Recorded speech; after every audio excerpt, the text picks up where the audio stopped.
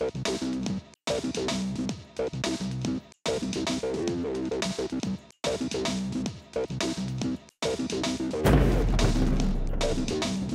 was into G.I. Joes as a little boy, and I truly never outgrew them. And then when I had a stepson about 12 years ago, started buying him G.I. Joes and the Ultimate Soldier, and turned into Blue Box and Dragon, and then I really got into the hobby, and I don't think I'll ever outgrow it. He outgrew them eventually, but I didn't, and yeah, it got me back into the hobby I had when I was a little boy.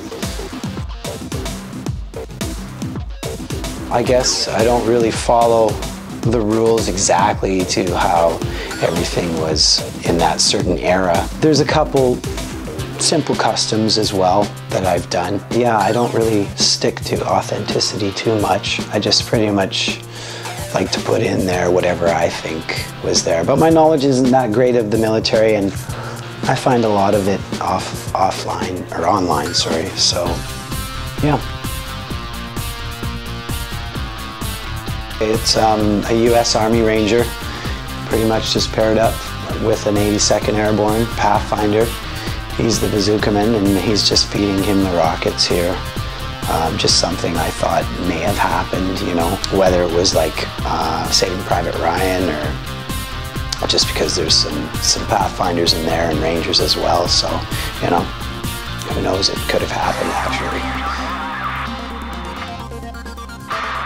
Yeah, there's the 3 Americans, 2 Navy SEALs and a MAC-VSOG there paired up, and discovered a machine gun bunker, and pretty much captured the machine gun bunker without any casualties, and the 1 Navy SEAL is requesting where the next machine gun bunker is down the line, and it's showing them there on the map.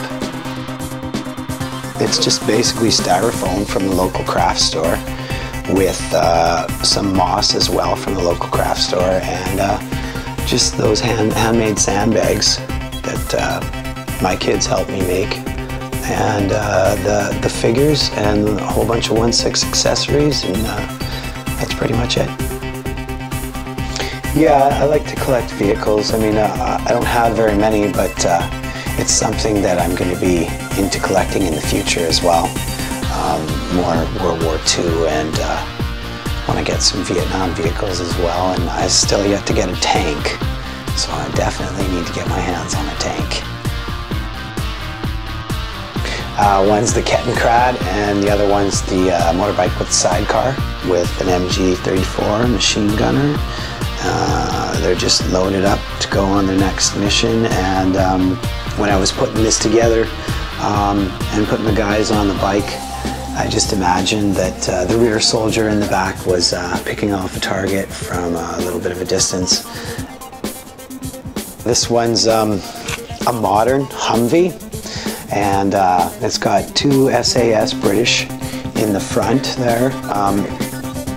Kits that I just threw together, I guess custom kits, they're not boxed figures.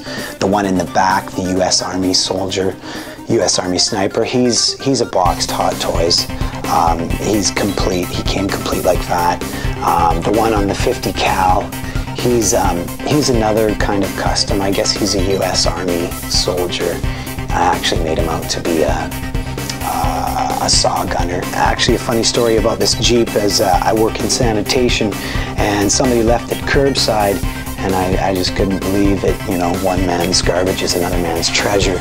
So, and it's the second one I've actually found in sanitation since I've worked there. So it's pretty ironic being in this hobby and finding that being out by the curbside.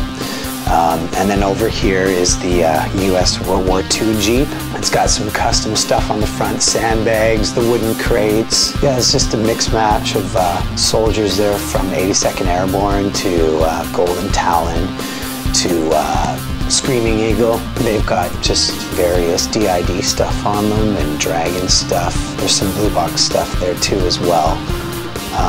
The Jeep is untouched. The TUS Jeep's untouched. It's got no weathering on it, but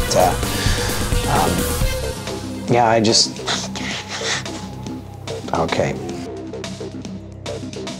My grandfather was a navigator for a B-52 Lancaster bomber, and that prompted me to you know, make a figure of my grandfather, and I presented that to my father for one of his birthdays, and yeah, he thought that was pretty neat.